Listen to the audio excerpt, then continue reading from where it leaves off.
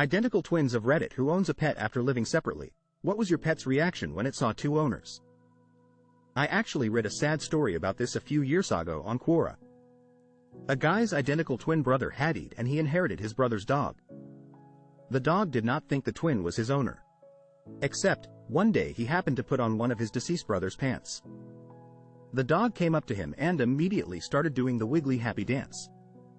Until he spoke, and then it was a light switch turned off and he became a barely tolerated stranger again. It was actually kinda heartbreaking to read. Our dog can easily tell them apart. Little children can know. My mother is one of twins. Linus, the cat I had as a child, was a complete worrier, having been traumatized at a young age and being fearful of new people, yet he was the sweetest cat to us. Linus approached my aunt as soon as she arrived and cuddled up against her leg on that occasion. He was being scratched by her, and everything was going well until he noticed my mother start with very fast head turns back and forth, then race up the stairs and hide for hours. Poor infant. My dog was so confused at first, but eventually he realized that he had two people to give him twice the amount of cuddles and treats. Not quite what you asked, but it reminded me of a funny anecdote I'm sure people will appreciate regardless. We had 3 dogs, 2 lab mixes and a Samoyed mix, so 2 blacks and 1 white. Easy to recognize. Then one day we had to look after a friend's lab because she had to go to a job interview or something, I can't remember why. But this meant there were now 3 black dogs and 1 white. They all ran through the house past the sofa table where the cat was lounging. He didn't care about the first lab mix he knew. He didn't care about the Samoyed mix. He didn't care about the new lab. He freaked out when the elderly lab mix he'd known for over 10 years walked past him because that was 1 black dog too many.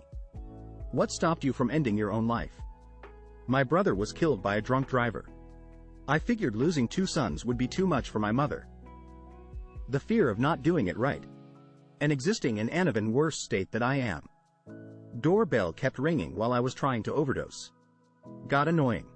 Answered because it was around the time my neighbor usually had their shopping delivered and wanted to do one last good deed by accepting the delivery. Turns out it was some friends checking in on me. Pure spite. My wife she talked me into giving her the gun. My kids. I don't want them to grow up feeling like they weren't enough for me to stay. The truth is, they are the main reason that I do. I didn't want to live, but I didn't want to die either. Edit. This was a few years ago. I'm doing better these days. I was going through a rough patch about 10 years ago and living on my own. I started buying ginormous dildos and hiding them in my belongings, which meant that if I ever did anything hasty, my friends and family would find them. As a straight guy who was pretty insecure at the time, that thought alone was enough to keep me from doing anything. I would add a new one once or twice a week, and by the time I was 2 to 3 weeks in, I didn't even know where they all were hidden anymore, which meant there was absolutely no way I could trust that I'd found them all before doing anything to myself. No matter how dark things got, that insecurity kept me from making a permanent decision and bought me the time to convince myself to start therapy. I am the only person who regularly visits my mom, who lives in a nursing home. The EMTs, nurses, doctors, surgeons were all too good. So good that they kept me alive even after I shot myself in the head. Since then I don't want to end my life anymore. I feel like I got all of my Suic 1 deciliter tendencies out of my system on the first go around. Shortly before committing to it, I realized I hadn't exhausted all my options at the time. I'm glad I did. That if I did, my kids would be the ones to find me.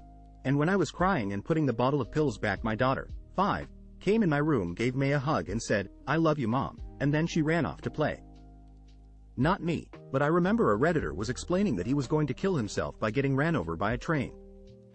As he was waiting on the train tracks, he decided to beat it one more time.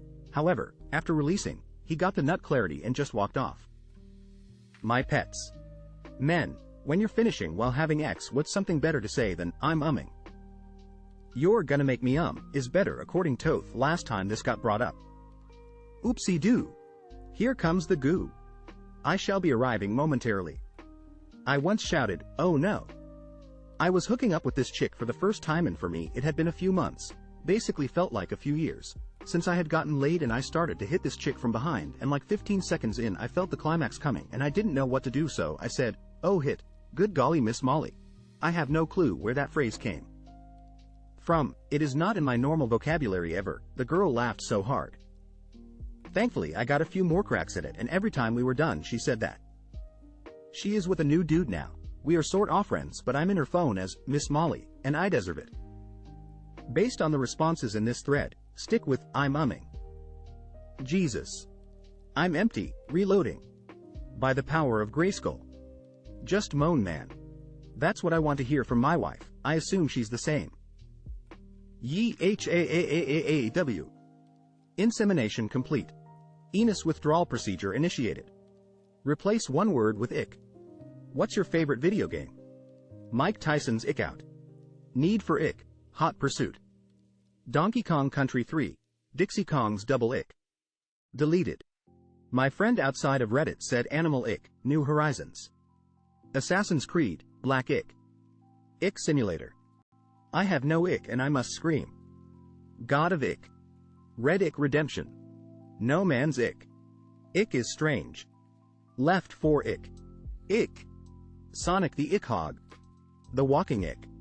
If you could pick between $100 tomorrow or $1 in 10 years, what would you pick and why? I would take the money tomorrow. I'm 62 and lots of people I knew who are my age have died recently. I would put it if in the event of my death my children got the money. I'll take $1 mill in 10 years, that will cover my retirement so I can spend a bit more of my income now to live and enjoy those far-off holidays rather than wait. $1 in 10 years. Even assuming you could get 10% compounded annually, the $100 would be worth just $259 in 10 years. I'm 22 right now, so knowing that when I turn 32 I'll be a millionaire would allow me to prioritize it now much more. Honestly, I'm going to go the opposite of a lot of the people here. $1 million later in life would be nice, but realistically $100,000 tomorrow would help me a lot more. Either one isn't going to make me rich or guarantee me a retirement, but at least with $100,000 tomorrow I can settle all my debts, replace a bunch of things that have been broken or gotten old, and still have a comfortable savings net left over to really get me out of this slump I've been in. As much as it's nice to think I would be patient and wait for the $1 million, realistically I need the money now, not in 10 years. Especially when I look at how high a $100,000 still is and think about how much it could pretty much solve every problem in my life, which would also frankly solve most of my mental health struggles like anxiety and stress by removing most of the major factors that contribute to those. What are you starting to dislike more as you get older? When they rearrange the grocery store. Anything that takes place outside my house. People. Memories of myself. I remember things I've done and sometimes it makes me sick to my stomach with shame, or sometimes I remember cool things I've done and it makes me sad that I'm not still doing those cool things. Functioning on low sleep. I feel like in the last few years my body's ability to do so has decreased drastically. It used to be that I could get like 5 to 6 hours a night during the week and recharge with a couple of 8-10s on the weekend and be largely fine. Now by the second or third day I'm really feeling it in Dave to pencil in a few hours to recharge. That my parents are also getting older and the fear of losing them soon terrifies me. The idea of needing to hustle to have a decent life. Having to manage my body like it's a Tamagotchi. All these warning messages keep popping up. If I forget to feed it the right things at the right time and put it to bed at the right time and do the right exercises and avoid 73 arbitrary things, I will just start to moan and malfunction. Facebook. It can go burn now for all I care. What is the best X-related advice your parents ever told you? When my dad caught 13-year-old me with a Playboy. I was terrified, but he said not to worry, it was normal to be curious. Then he said the WI-cest thing. Just remember, most women do not look like that. My dad held up my baby bro and told me that if I wasn't careful this is what would happen. Lol edit. Thanks for the award. My mom. You know what people who practice the pull-out method are called? Parents. In all seriousness though, my mom answered any questions I had and even helped me get a doctor's appointment arranged when I decided I wanted to be on the pill. I'm eternally grateful that she made it easy to go to her for any questions or advice.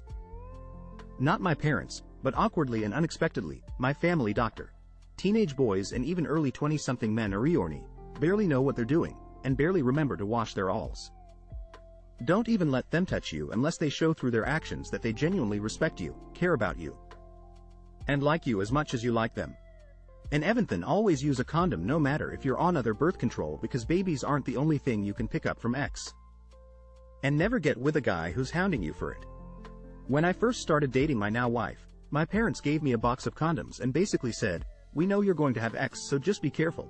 We had already been sleeping together for about a month, but hey, free condoms. To take a shower before it. My parents didn't want to have the talk with me, so they had our family friend do it.